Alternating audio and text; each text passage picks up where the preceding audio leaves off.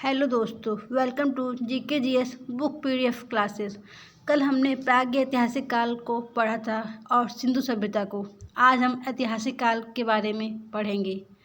इसके बारे में लिखित स्रोत उपलब्ध है और इसे पढ़ा भी जा सका है। इसके अंतर्गत वैदिक काल से लेकर अभी तक का समय आता है। सिक्का, सिक्के का अध्ययन न्यूमिस्मेटिक कहलाता है।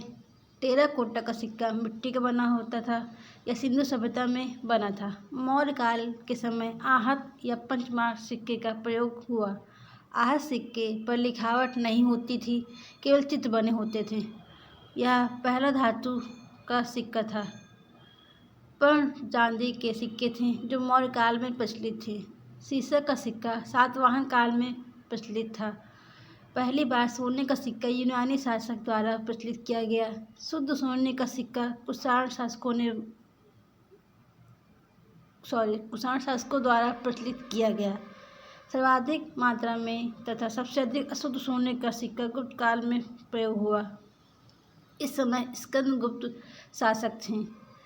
चांदी का सिक्का गुप्त काल में चंद्रगुप्त द्वितीय विक्रमादित्य के समय प्रचलित हुआ। मयूर शैली का सिक्का गुप्त काल में समुद्रगुप्त के समय प्रयोग में लाया गया। इस सिक्के का प्रचलन गुप्त काल में सर्वाधिक हुआ। कौड़ी का प्रयोग भी गुप्त काल में हुआ। चमड़े का सिक्का हुमायूं के शासनकाल में शिहाबुद्दीन ने प्रारंभ किया। रुपये का प्रयोग शेरशाह सूरी ने किया। दाम का प्रारंभ शेरशाह सूरी ने किया। सोने की असरफी का प्रारंभ भी शेरशाह सूरी ने किया। अभिलेख, पत्थरों को खोद कर लिखना अभिलेख कहलाता है। छोटे पत्थरों पर लिखना शिलालेख। स्तंभ के समान ऊंचे पत्थरों पर लिखना स्तंभलेख कहलाता है। अभिलेखों का अध्ययन एपिग्राफी कहलाता है। प्रमुख अभिलेख, विश्व में अभिलेख लिखने का प्रारंभ ईरान के शासक डेरियस ने किया था। पहले अभिलेख बोगज गोई से मिला जो तुर्की या एशिया माइनर में स्थित है। हाथी गुफा अभिलेख उड़ीसा में है। इसे कलिंग राजा खारवेल ने लिखा है। इसमें कलिंग युद्ध की चर्चा है। युद्ध के समय कलिंग का राजा नंदराज था जो कि गंग वंश का था। ऐहोर अभिलेख, पुलकेशिन द्वितीय ने हर्षवर्धन पर विजय की। जूनागढ़ अभिलेख जो कि गुजरात में है, उसमें रुद्रयान ने सुदर्शन झील की चर्चा की है। इस झील को चंद्रगुप्त मौर्य ने बनवाया था। प्रयाग अभिलेख जो कि इलाहाबाद में है, इसमें समुद्रगुप्त ने अपने विजय अभियान की चर्चा की है।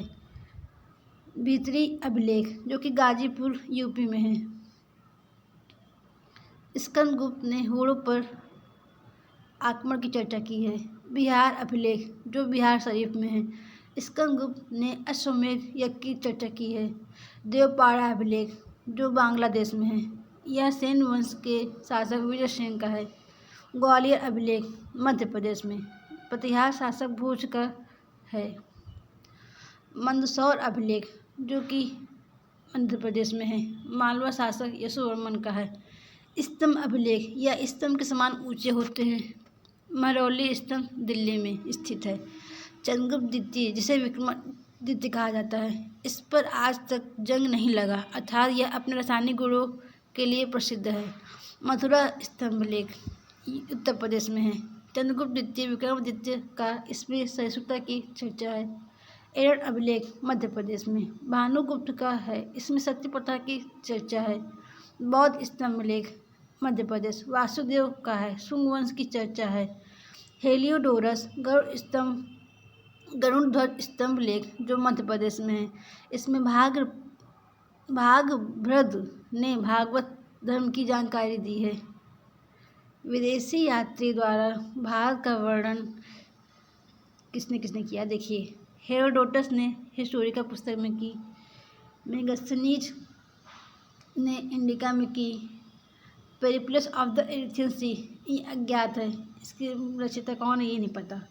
टॉलमी ने जियोग्राफिका पुस्तक में, प्लिनी ने नेचुरल हिस्टोरिका, अल्बरूनी ने किताब उल हिंद या तहकीक हिंद में की।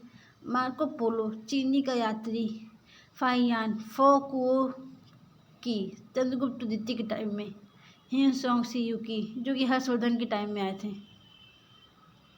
फाहियान 399 ईस्वी, फोकू की पुस्तक यह चंद्रगुप्त द्वितीय विक्रमादित्य के दरबार में आया था। यह उस समय के भवन तथा कौड़ी की चर्चा की है। सुंगचुन 512 ईस्वी में आया था चीन में, यह चीन से आया था। यह बंगाल के बोस में लिखा हुआ है। हेनसोंग 629 ईस्वी में आया था। सी यू की यह हर्षवर्धन के दरबार में आया। इसने नालंदा विश्वविद्यालय में अध्ययन तथा अध्यापन दोनों किया। इसे यात्रियों का राजकुमार कहते हैं। इसिंग 673 ईस्वी चीनी यात्री था। यह त्रिपिटक की 400 प्रतियां अपने साथ चीन लेकर चला गया।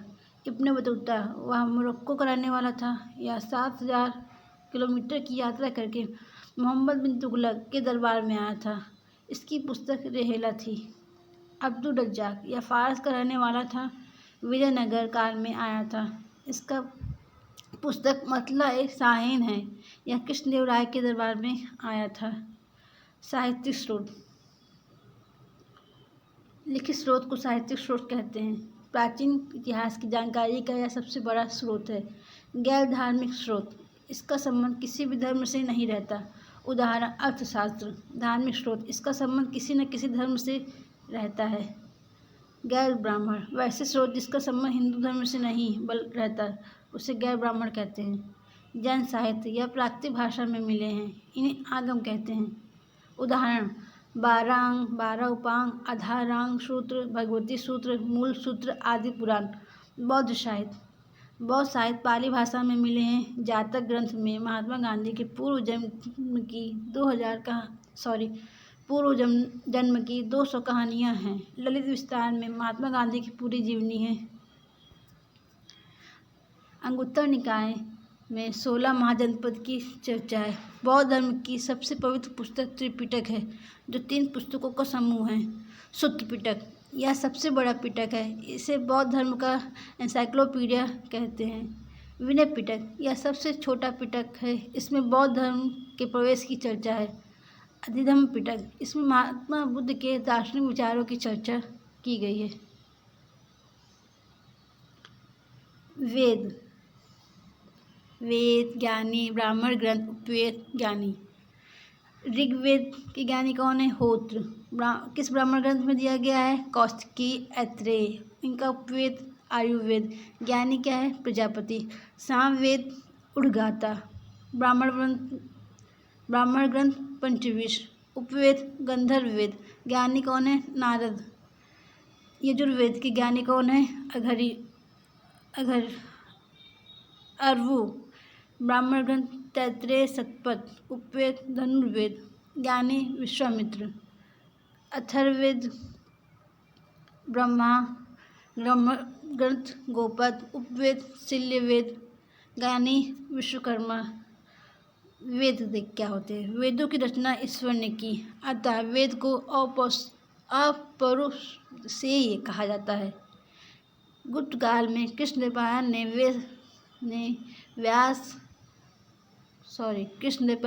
वेद व्यास ने वेदों का संकलन किया।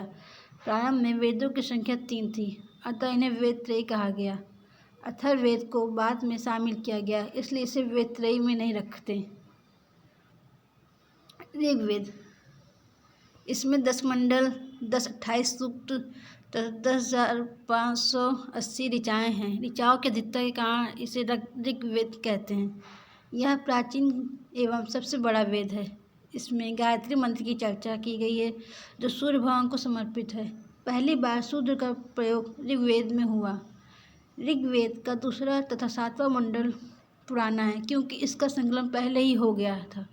पहला तथा 10वां मंडल नया है, क्योंकि इसका संकलन बाद में हुआ। 9वें मंडल में सोम देवता की चर्चा है। ऋग्वेद के ज्ञानी को होत्र कहते हैं। ऋग्वेद का उपवेद आयुर्वेद है। इसमें चिकित्सा की चर्चा है। इसके ज्ञानी को प्रजापति कहते हैं। सामवेद, इसमें 1875 मंत्र हैं। किंतु वास्तव में 99 मंत्र ही सामवेद के हैं। बाकी मंत्रों को ऋग्वेद से ग्रहण कर लिया गया। सामवेद में भारतीय संगीत के 7 स्वर सा रे गा मा पा धा नी की चर्चा है। ये संगीत यज्ञ के समय गाए जाते हैं।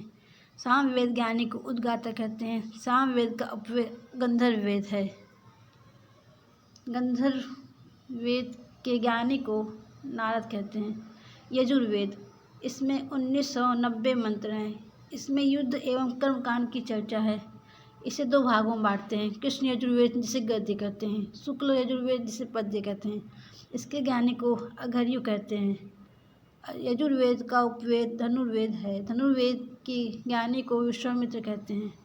अथर्ववेद, इसकी रचना सबसे बाद में उत्तरवेदी काल में हुई। इसमें 6000 मंत्र हैं। इसमें जादू टोना वशीकरण इत्यादि की चर्चा है। आरण्यक, वैसी पुस्तक जिसकी रचना जंगल में की गई हो आरण्यक कहलाता है। अथर्ववेद को छोड़कर सभी पुस्तक आरण्यक है। वेदांग वेदों को भली भांति समझने के लिए वेदांग की रचना की गई। वेदांग की संख्या 6 है। व्याकरण, ज्योतिष, निरुक्त, शिक्षा, कल्प, छंद। व्याकरण अष्टाध्यायी पाणिनि ने लिखा। ज्योतिष बृहत संहिता वाराहमिहिर ने लिखा। निरुक्त शास्त्र, शिक्षा शास्त्र, कल्प शास्त्र, छंद शास्त्र। पुराण, इसकी रचना महर्षि ऋषि तथा उग्रश्रवण ने की। इसकी संख्या 18 है। इसमें 5 वेद या वेदों का वेद कहते हैं। इससे प्राचीन राजवंशों की जानकारी मिलती है। विष्णु पुराण, इससे मौर्य वंश की जानकारी मिलती है। मत्स्य पुराण, सातवाहन वंश की जानकारी मिलती है। विष्णु भगवान के 10 अवतारों की चर्चा है। वायु पुराण, इसमें गुप्त वंश की जानकारी मिलती है। इसमें लिखा है कि समुद्रगुप्त का घोड़ा 3 समुद्र का पानी पीता था।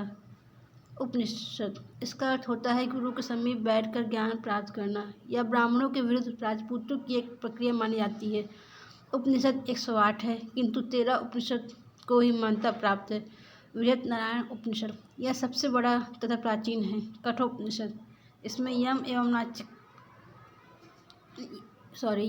नचिकेता की चर्चा है। इसमें ओम शब्द के महत्व को दर्शाया गया है। मुंडकोपनिषद, इसमें सत्यमेव जयते की रचना है चर्चा है। जबालोपनिषद, इसमें ब्रह्मा विष्णु एवं महेश अर्थात त्रिमूर्ति की चर्चा है। अलोपनिषद, यह सबसे बाद का उपनिषद है। इसकी रचना अकबर के साथ हुई। स्मृति साहित्य, इसमें प्राचीन राजवंशों की जानकारी मिलती है। स्मृति साहित्य की संख्या 36 है। विष्णु स्मृति प्लस नारद स्मृति से गुप्त काल की जानकारी मिलती है। मनुस्मृति तथा याज्ञवल्क्य स्मृति से मौर्य काल की जानकारी मिलती है। याज्ञवल्क्य स्मृति में जुआ खेलने को उचित बताया है। मनुस्मृति को धर्मशास्त्र कहते हैं। इसमें ऊंची जाति को वरीयता दी गई है। दलित तथा महिला को नीच दिखाया गया है। इसमें विवाह के लिए पुरुष की आयु 25 वर्ष तथा लड़कियों की आयु 12 वर्ष बताया गया। इसमें 8 प्रकार की विवाह की चर्चा है। संस्कार की संख्या 16 होती है। दाह संस्कार अंतिम संस्कार होता है। ऋण 3 प्रकार के होते हैं। देव ऋण, ऋषि ऋण, पितृ ऋण। पुरुषार्थ 4 प्रकार के होते हैं। धर्म, अर्थ, काम, मोक्ष। आश्रम की संख्या 4 है। जब जन्म से 5 वर्ष की अवस्था को बाल्यावस्था या शिशुअवस्था कहते हैं। ब्रह्मचर्य 5 साल से 25 साल का समय, जो कि गुरुकुल में शिक्षा दी जाती है। गृहस्थ जीवन 25 साल से 50 साल परिवार के साथ होता है। वानप्रस्थ 50 साल से 75 साल सामाजिक तथा धार्मिक जीवन होता है। सन्यासी जीवन 75 साल के बाद वन में तपस्या होता है। महाकाव्य की संख्या 2 है। महाभारत तथा रामायण, इसकी रचना वाल्मीकि जी ने की। प्रारंभ में इसमें 12,000 श्लोक थे, किंतु वर्तमान में 24,000 श्लोक हैं। उसे गुप्त काल में पूरा किया गया था। महाभारत, इसकी रचना वेद व्यास जी ने की। इसका प्रारंभिक नाम जय संहिता था। इसमें 8800 श्लोक थे। वर्तमान में 1,00,000 श्लोक हैं। महाभारत के खंडों को पर्व कहा जाता है। इसमें कुल 18 पर्व हैं। सबसे महत्वपूर्ण पर्व भीष्म पर्व है, जिसमें अर्जुन तथा कृष्ण के वार्तालाप की चर्चा है। भीष्म पर्व को भागवत गीता या गीता कहा जाता है। नेक्स्ट क्लास हम दूसरे